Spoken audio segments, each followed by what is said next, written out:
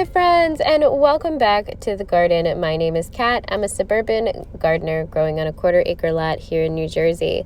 And today I woke up and I chose violence. I decided that I was going to tackle this grapevine here. It is a Concord grape that I am growing. I planted it only this year, I believe, earlier this spring, and it went absolutely bonkers. So when I trimmed it all back, I was left with about 3 main vines, and here's the pile of all the other vines that I had cut off and kind of put to the side that I might be able to take cuttings from. They do need to be a certain width, thickness to be appropriate for cuttings, but it's worth a shot, you know.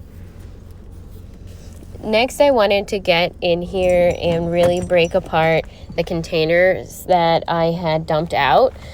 This is from my GreenStalk containers that I had, and it looks so much better now that everything's broken up and the soil is much more loose, and we're going to be able to actually plant now in this raised bed. I was manifesting mushrooms on Tuesday when I put these bibbed overalls on. Oh my God.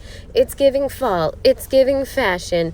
It's giving mushrooms. Oh my God, I'm so excited. These are pink oyster mushrooms, and that back there is a blue oyster mushroom. You guys, the fruit set. Oh my gosh, I'm so proud.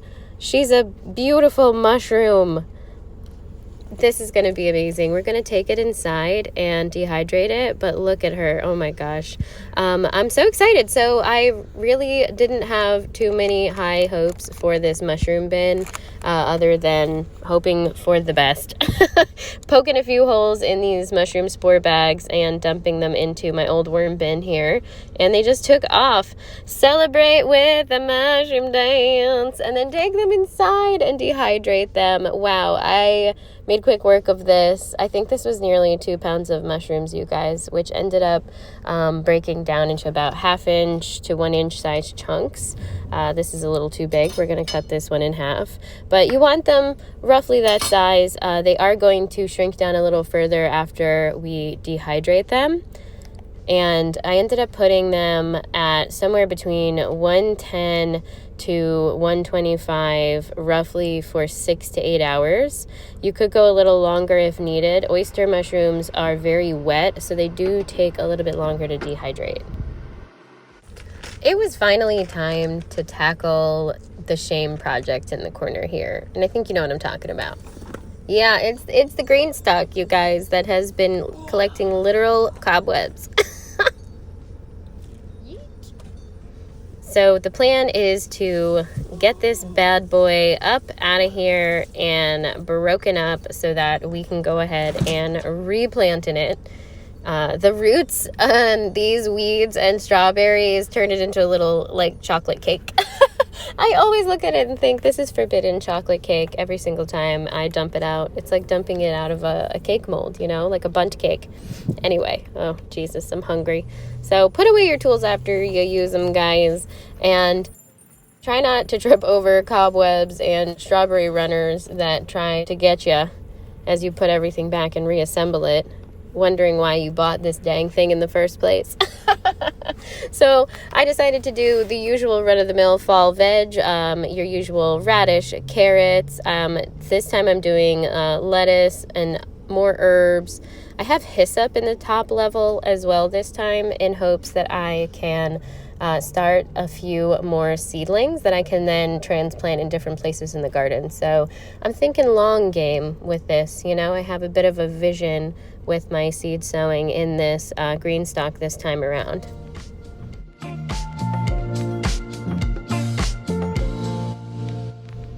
You know when you just have one of those days? Yeah, exactly.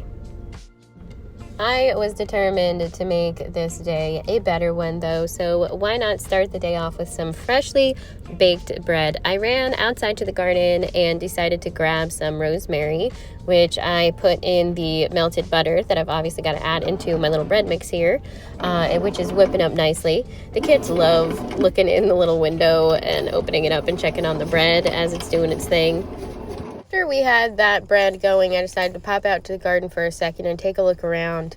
check on the state of things. And it's very bland, very blah. So we decided to head over to some nurseries to check out what they got. And it is mum country right now. And I know fall means people like their mums, but I like pansies, man. I am a huge pansy and viola kind of person. So I had to get some at my Lowe's. That was the only place around me that had pansies. Maybe I'm a little late in the season for grabbing them. Who knows?